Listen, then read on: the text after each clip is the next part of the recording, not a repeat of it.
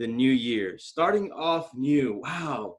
It's like we hit the reset button, but the reality is the only thing that happened is we went from one week to the next, one day to the next. Nothing actually changed, but everything feels different. Everything feels better.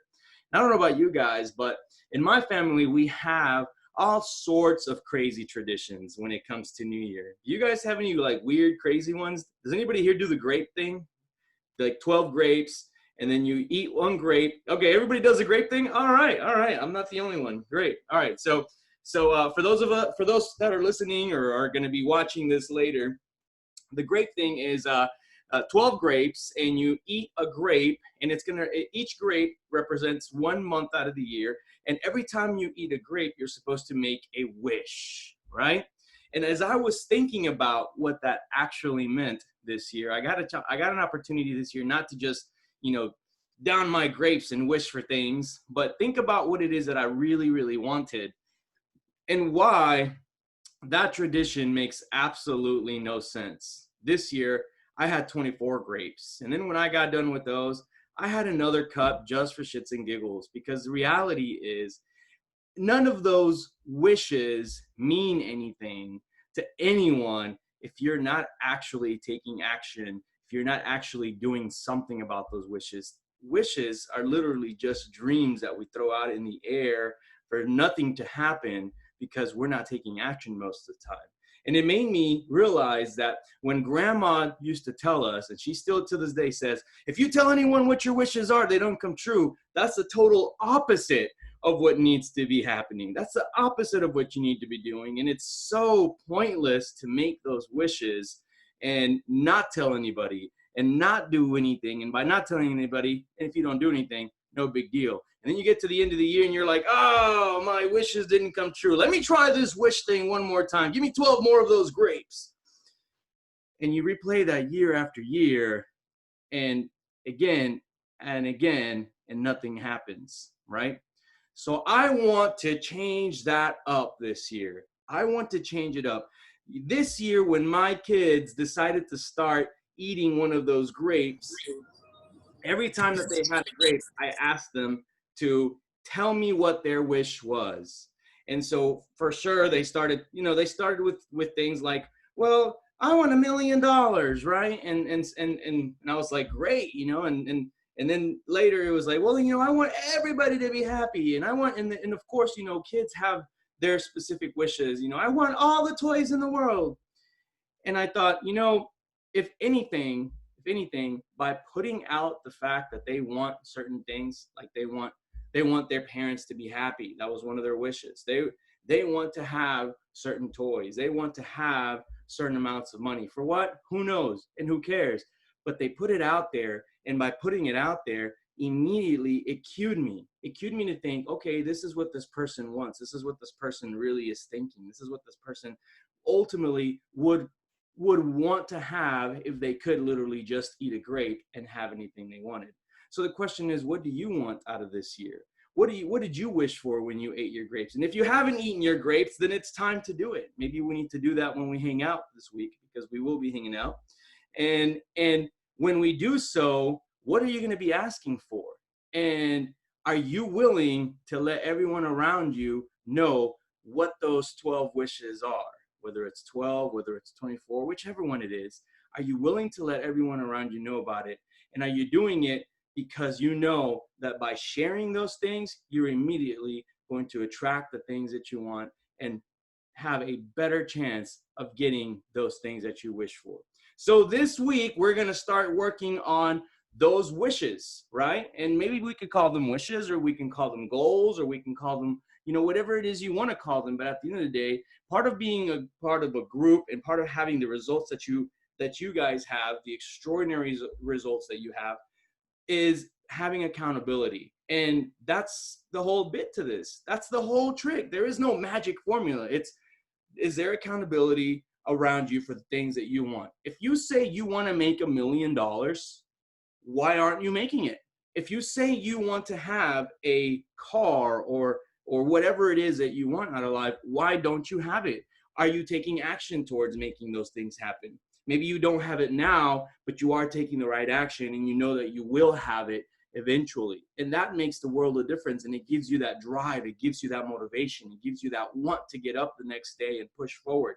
And guys, we're getting ready to get back into it after taking off a couple of weeks of vacation time or slow down time. Everyone slowed down just a little bit. I went on vacation. My kids woke up late this morning. They had a hard time going to school. I'm sure it wasn't easy to wake up and get to the office, or it wasn't easy to get up and get dressed and get into this meeting right at 8:30. You know, it's time to get back into it. When we get back into it, it hurts a little bit. It's tough. It's difficult. The challenge is not only to find a way to get back into it and dust off that little dust that we collect for the last few weeks from being slow and get back into it strong. Challenge is take those wishes that you made, take those goals that you've set out, and start thinking about what actions you're going to take to actually make them happen. Let's get rid of this nonsense, whimsical wishes, hoping, and let's start saying, we're going to make it happen. Let's stop with this whole, if I don't tell, they won't happen. No, BS. The more people you tell, the more chances it'll happen, because you're going to be held responsible by others. You're going to be held accountable to yourself, and your chances of those things happening increase substantially. With that said, I'm going to go ahead and open up the mics, and I want you guys to share. What did you guys do for your New Year's? Do you have any crazy cool things that your family does? Any traditions that you guys do? And what's one thing that you're putting into action this year that is going to make a difference in your business? I'd love to hear about it. Let's go around the room. It's 8:42. We got plenty of time. Who wants to share first?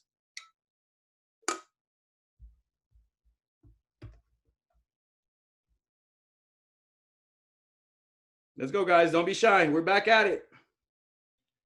Well, what we do here, after we blow up like a ton of fireworks, everyone goes to every neighborhood, like to every neighbor, and starts hugging them, and they offer you food. We offer them food, so we get stuff, different type of foods that day. It's not only food, but there's typically a shot, right? Like there's a bottle Yeah. of some sort of rum or something. Caña. Yeah, there you go. And then if you don't accept the shot, then people get upset. Isn't that how it works? Yeah. So you had a heck of a good night, didn't you, Juan? Yeah. I love it, man. Are there any other traditions that you guys do? Like for example, we do one where we literally grab our luggage and go walk around the neighborhood, and it's supposed to represent you wanting to travel and you putting it into action and creating that feeling. That's nice. All right, awesome. Thank you for sharing, Juan. Who else wants to go? Yeah, my dad grabbed a luggage or one of the suitcases and walked like 5 steps, and I was like, "Oh, it looks like you're only going to San Antonio this year."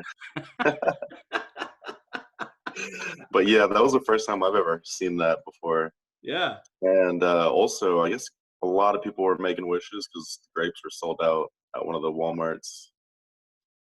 The grape thing is a very popular thing, I imagine. I mean, I most people that I've spoken to have at one point either done it or know somebody that has, and they're always sold out. So I'm sure a ton of people do it. What do you guys do, Miguel, besides that?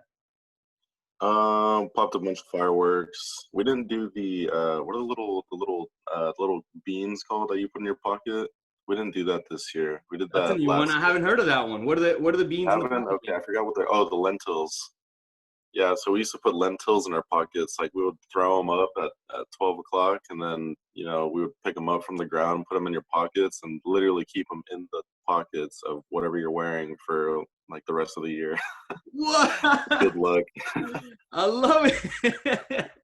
Then you're walking around with these like random beans in your pocket? Yeah, little lentils. That's so funny. Now, what so is that supposed to represent? Back on and find lentils and be like, oh yeah, good luck. Yeah, okay. And maybe it's a reminder. Maybe it's something that keeps you focused on, hey, this is what you wanted, or this is or maybe just keeping it as a way to tell yourself that you're gonna have good luck. That's interesting. I love it. I think that's what it is. Yeah, it's supposed to bring like good fortune. Got it. Man, that's fun. I love that. Yeah. Who else? Does anybody else have any other ones? Thank you, Miguel. So we do the same thing with the grapes, but that's about it. That's it? Tradition, yeah. I don't Y'all really keep do it- anything of the extra. I know y'all my keep it family does simple. extra things like the money thing, like having money in your wallet and you know, carrying your luggage, but I don't really care to do any of that too much, if you ask me. What about, did you guys ever hear about if you wear red underwear, you're supposed to have a great love life for the rest of the year? Oh, Have you guys heard that one? That's something that my family does. I think we have a checklist of things that everyone in our family has to do in order to have like a phenomenal year, right? And then if you miss one, then you're like doomed for the rest of the year, right? So like we'll check, like, oh, you're not wearing red underwear. Oh, you're not gonna, have a good time this year. So it's, I don't know, it's funny, man. We just get a chance to hang out and just laugh about that. Hopefully you guys got a chance to do some of that too. Yesenia, what about you guys? What do you guys do for New Year's? Hey, so as you guys are going through your whole tradition thing, we don't have anything like that. Like, I don't know, like I don't really believe in those type of things. So I've never really thought about implementing any type of traditional thing, but we spent it at home. It initially started with our little family, and then we had surprise guests show up one after another after another. That's our And so tradition. We have people show up randomly. We don't know who's going to be there. I love it. we just played family games and shared one thing that we wanted to accomplish this year, and karaoke the rest of the night. I love it. I love it. And you know what? One of the things that I've had to teach my kids now as we've grown up and realized what things work and don't work is that it's just for fun, right?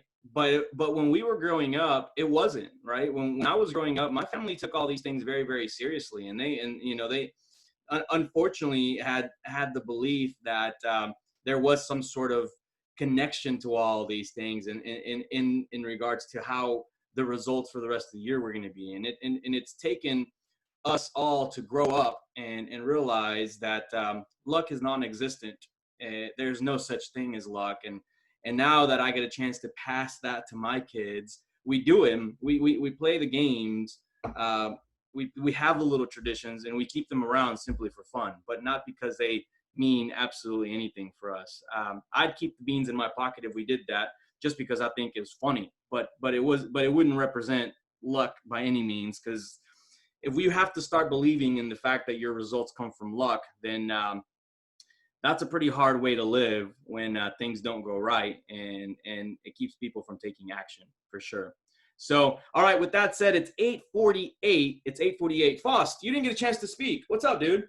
What did you guys do? You're talking to me? Yeah, your name we says just Faust on hung there. out. Like Yesenia said, we don't do any of the extra stuff that you guys are talking about. We just hung out and drank and kept it simple. Nice. Y'all play board games or anything? No, Huh? we just hung out and drank, and that was it. I love it. I love it. Very cool. All right. Well, what do you guys have going on for the rest of the week? It is Monday, January 4th. People are just getting back from vacation. People are waking up a little bit late, but I'm sure they're going to get ready to start looking for houses here soon. What are you guys doing to prep for that? Who's doing something this week? I'll go since I'm already unmuted. I am harassing everyone in my database who told me that they were waiting until after the new year to buy. So it's after the new year and it's time to buy. So I'm going to call them and give them a little reminder. And then I am scheduling inspections for Hearth for Wednesday is the earliest I can get someone out there. So that's what I got going on this week so far. Sweet. I love it. Love it. Love it. Sounds good. All right. Anybody else? yeah. Yes, I currently have. All right, go, Miguel. I have 5 clients that are in the pre-approval process right now. Woo. So I need to reach out to all of them and get them hyped up. I am gonna one of those. Wait, no, not one of those. My 6th client is wanting to go through the owner finance process. So You think it's best to reach out to Jen and get some info on that, and maybe have her communicate with the client so Yeah. you know she can have some info too? Yep. Yeah, definitely put them in This will be contact my with first owner Jen. finance. Yeah, put them in contact. There's a form that they have to fill out, a little document that they have that you can read with the clients, and then just explain that it's taking a little longer than expected. Jen's deal with Lori is actually closing today, so it is going to close. It just took a whole lot longer, and we ran into a bunch of dead ends. If you guys don't know about that whole thing, one of the sellers ended up passing away, and so it made it really difficult even after we had issues getting the loan. But on top of that, having a seller pass away makes it more challenging. But at the end of the day, it's closing. That's all that matters. And yeah, if you have someone that wants to go that route, make it happen, man. Get them in contact over there. Do you think that they need like a pretty big chunk of change? Because normally I've seen, I don't know, what, like 20-30% down payments. With these guys, it's 10%. So Oh, if okay, you have a that's good. 10% down payment, and they're gonna be paying a high interest rate. It's a 10% interest rate. But Gotcha. the way you want to do it, the way you want to explain it is, look, it's not a 10% interest rate for 30 years. It's a 10% interest rate while you establish credit, while you establish that you can make those payments, and then you can go and refinance. It's typically going to take at least 1 or 2 years to be able to do that. But hey, it's better to be able to buy now versus buying later, especially when considering that prices are getting ready to go up. They haven't stopped. If you really look at them, they're still going up. It's getting more and more challenging to buy. All right. That's good to hear. Thank you, Miguel. Anybody else? We got time for about one more share.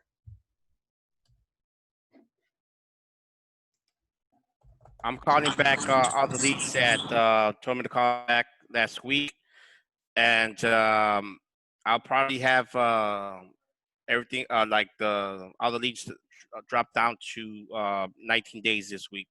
Nice. We're in the teens this week. I love it. I love it. That is amazing.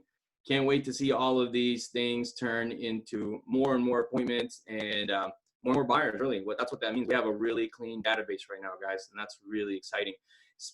Speaking of databases, this is a good time for you guys to look through your database, do the last touch sort. So at the top, sort by last touch. And if you haven't reached out to someone there, if you have an overdue, or if you have any sort of NA where it says that you don't have an upcoming reminder or anything like that, take care of those this week. This is a really good week to do that. It's a good week for planning. It's a good time for you to figure out what you've missed. If you haven't contacted someone, maybe you forgot about them, maybe they just slipped your mind, it's time to do it. And if you did forget about someone, it's a great time to just say, hey, you know what, holidays may have gotten in the way, but let's get back on the train. And you can always use the holiday getting in the way excuse, but make it happen and get back into taking action. Let's get past these whole wish thing and start making the things happen that we want in our lives. So with that said, let's go ahead and close out. As always, we believe in paying our rent daily, not monthly. That's rest, exercise, nutrition, thoughts. By starting with the right thoughts on a daily basis, we are ensuring that we're not only are we calling and prospecting and making things happen that way, we're also connecting. We're also going a second and third level deep in our conversations. And by doing that, we're making sure that people want to work with us because they love us, they like us, they trust us. So here we go. Today, I will perform like the top performer that I am.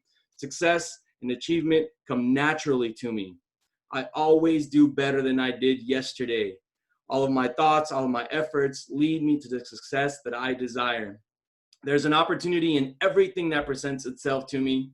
Obstacles, challenges are only there to strengthen me. I choose to be happy. I love what I do. Let's kick off 2021 with a bang. Let's get out there, take action. Let's crush it, you guys. Go out there and make it happen. We'll talk to you guys tomorrow. Thank you.